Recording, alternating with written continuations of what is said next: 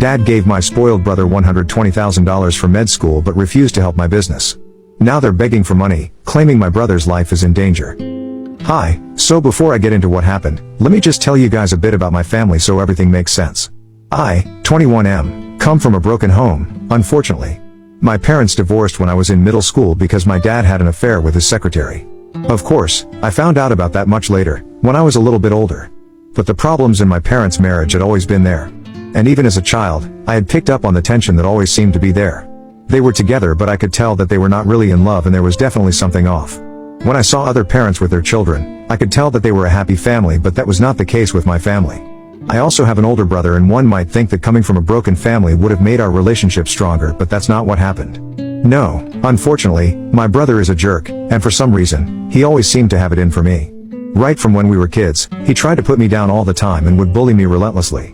And that led to our parents taking sides as well. My mom was mostly on my side while my dad always supported my brother. Eric, my brother, 25M, was not a good guy at all and was literally the worst person to grow up with. He was the meanest kid ever and would never let go of any opportunity to take on me with his friends. I was a lot smaller than him, even physically, so I could never do anything except run to my mother. And that made me look even worse because it earned me the label of a mama's boy. My mother would always reprimand him, but it didn't help because my dad would always take his side and tell my mother that I needed to learn how to play rough because that's how I would become a guy. But I didn't want to learn how to be a guy, I just wanted to live in peace. And for some reason, my dad and my brother just seemed to hate the idea of me having a peaceful life. They would constantly try to bother me one way or another. My mother would try to protect me, but there was only so much she could do because it wasn't like she could constantly keep an eye on us while also doing all the household chores. She was a stay-at-home mom and she had a lot on her plate, what with raising us and also keeping the house in order, so it was nearly impossible for her to always prevent me from getting bullied by my brother or my dad. That's how things were for me growing up, and with time, I learned to accept it and just let it go instead of constantly complaining about it and fighting against it. Then, when I was in 8th grade, my mother sat me down and told me that she was separating from my dad, and at that point, I was old enough to understand that they had their reasons and this was for the best. She didn't tell me the exact reason why they were getting divorced, but I just assumed that it must have been because my dad was a horrible guy to be married to and she just had enough, which is why she was leaving. It wasn't until much later, when I was in high school, that I found out the real reason why she had left. Apparently, my mother had found text messages on my dad's phone between him and his secretary, and that was the last straw for her because she had been putting up with enough already, but she couldn't accept infidelity. We were having a heart-to-heart chat that day and she told me that the reason that my dad had never liked me was because he hadn't even wanted a second child. But she had refused to give me up and had even threatened him with divorce. He was just setting up his business at the time and they were short on money. They were already having a hard time paying all the bills, and having one child was also expensive for them at the time. Another child would be difficult to handle. But my mother put her foot down and said that she was not going to give me up and would definitely go through with the pregnancy. They did have a babysitter at the time because even though my mother was working before I was born, my mother suggested that she would continue to work and would just borrow money from her dad, my grandpa, until my dad's business took off, and then they would return everything. But my dad was not on board with the idea of taking money from his father-in-law, so he told my mother that the only way he would agree to a second child was if she quit her job and stayed at home. He expected my mother to disagree with it and terminate the pregnancy, but my mother didn't do so, and that's how things started falling apart between them. My mother acknowledged that both of them could have dealt with the problem better, but the way that my father had started resenting me and harming me after I was born made her feel terrible, and that's why she didn't ever try to reconcile with him. She told me that the fact that I had such a terrible childhood was partly her fault and apologized to me for it because she felt like she should have left sooner but didn't, because she believed that it would have a negative impact on us. Unfortunately, the decision to stay in that marriage is what made things much worse, and ultimately, she had to leave, but after getting hurt in the worst way possible. And part of her still loves my dad, even after I was born and he had started to treat me really badly. She had held out hope that maybe he would change, but that never happened, and she was just disappointed time again. So the distance between them just kept growing and he ended up cheating. I love my mother, I really do, but I honestly think that she could have been honest with me about a lot of things way earlier than she chose to. Because she only told me about all of these things when I was in my final year of high school, but they got divorced when I was in middle school, and unfortunately, I had to spend every weekend with my dad. My parents had worked out a custody arrangement where I would spend the weekends with my dad, and my brother would spend the weekends with my mom. It worked because I hated spending time with my dad and I hated my brother even more, so I had made it very clear in the divorce that I did not want to be with my dad at the same time as my brother because that would be a total nightmare. My mother agreed with it, so she got her lawyer to work out the terms, and even though my dad was not happy about it, because he believed that it was important for me to bond with my brother, I thought that it was impossible for me to bond with a monster like him. So thankfully, My mother had taken my side and worked out an arrangement where I had to spend the bare minimum of my time with my dad and my brother, and I mostly just grew up with her. But despite that, we would spend the holidays together, and that would always be terrible because, after his divorce, my brother started dating his secretary and my mother weren't able to stand it. He had the good sense never to bring her around when we would meet for the holidays, but my mother knew the truth and she hated it. So the holidays would always be tense, but we had to get through it somehow, because my dad wanted it, and my mother had to agree because she had already put a lot of distance between my dad, my brother, and me, and this was the bare minimum that she could do, so we could still at least pretend that we were family and were related by blood. And that is why we would try to get along, but that was just all on the surface. Deep down, none of us really liked each other, and both, my brother and I had chosen which parent we liked more. And so had our parents, which is really not right. So I guess it's safe to say that my family was pretty dysfunctional and I had a very weird childhood. Nevertheless, I continued to stay in touch with my dad, even after I found out the truth in my senior year, because my mother had told me that apparently, he was the one who was going to pay for me to go to college, so I had to be on good terms with him. And that's the reason why she had never said anything about these things beforehand, because she was afraid that I would get into a fight with him, and then lose my college fund. My mother had only started working after the reverse, so she had not saved nearly enough to be able to afford the kind of college that I wanted to go to, so my dad was my best bet. It was really hard for me, but I tried my best to stay on good terms with him. It all turned out to be pretty futile, though, because, apparently, I never even had a college fund to begin with, and my dad continued to mistreat me and talk down to me. But a couple of months before I was supposed to graduate, a few of my friends and I decided to start our own business instead of going to college. It was a huge risk that we were taking because all of us were just 18 and had very little prior experience, but we were really passionate about what we wanted to do. And we didn't think that going to college would increase our chances of getting successful quicker. It was just a leap of faith that we would have to take.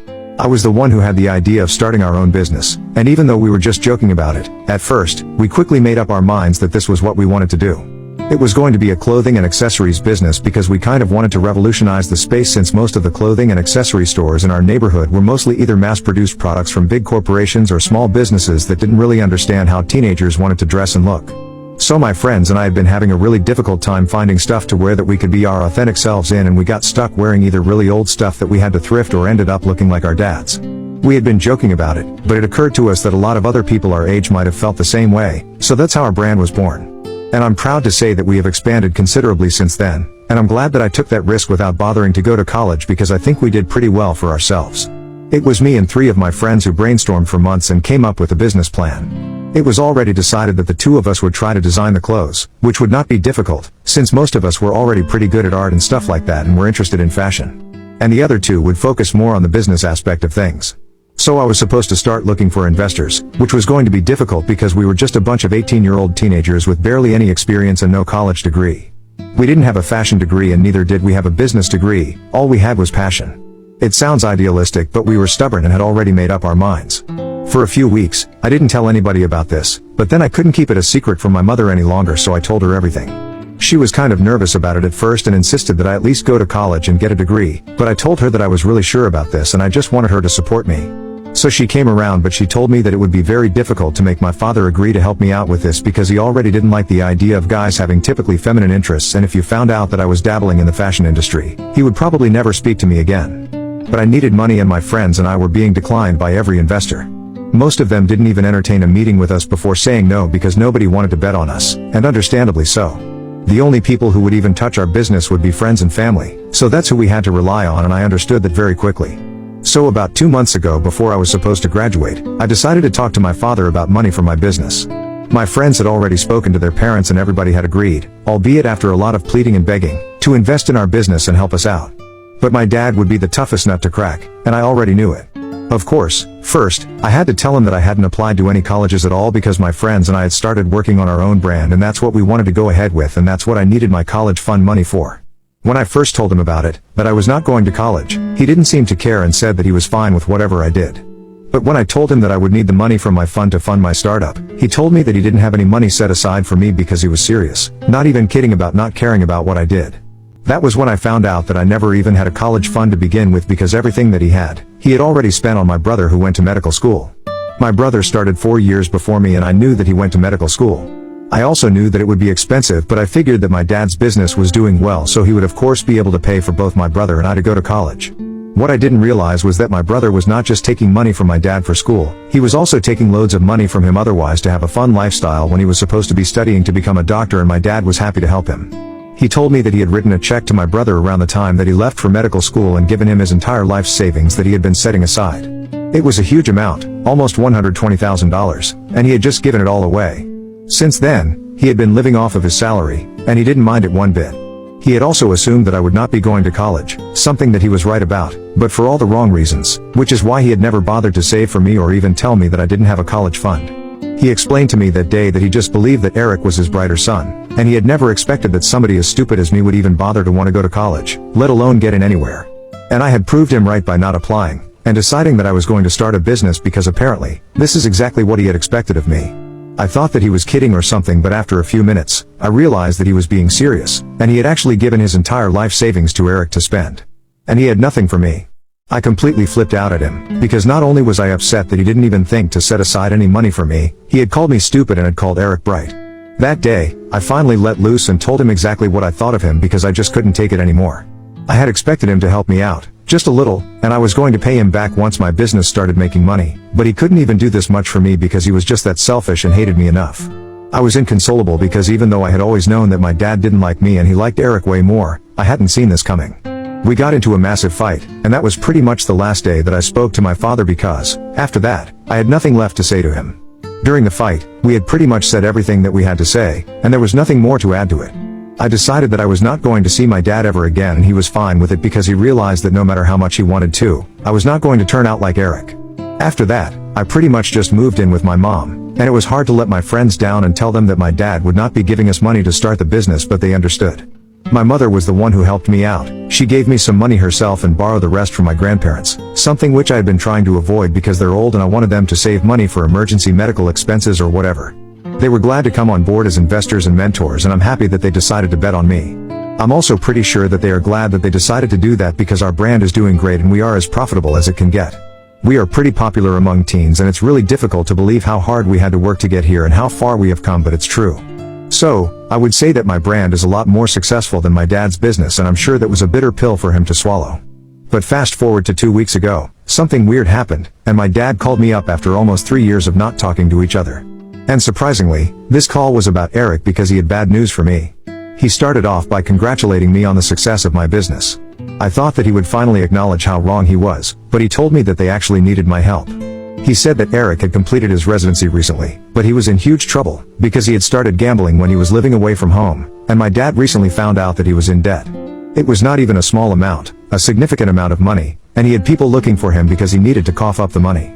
Eric had to come back home within days of finishing his residency and hiding out with my dad right now, but that's not going to help alone because sooner or later, he will be found out. And these people that he's dealing with, apparently, are kind of dangerous, and my dad is scared that something bad might happen to him. This is where I come in. He said that he needs me to lend them some money to pay off their debt so they can start afresh, and my dad is living off of his salary right now. He expects me to help them out with the money. Since my business is doing so well, he thinks that it might not be such a big problem for me as it might be for him. This is all he said. There was no apology for the past, and he pretended like we had always had such a cordial relationship. There was not even a hint of remorse in his tone, and it really pissed me off, that he just expected me to help them out because he had called me. So I got really mad and I told him that he could knock on other doors and beg them for help, but he was a fool to expect anything out of me. Then I hung up and blocked his phone number. After that, I got a few calls from an unknown number and I figured that it must have been my brother, so I blocked him as well so they would not have any way to access me. It's been 2 weeks now, but I haven't been able to shake off the guilt and I just feel really bad right now. As a matter of fact, I've been feeling really weird about my decision to not help them, despite having the means to do so, ever since I blocked them. I feel like I still have the opportunity to do right by them, but I don't know if they deserve it, and I'm really confused about what to do right now. Ida for not wanting to help my brother after my dad refused to invest in my business 3 years ago because he had already spent his life savings on my brother?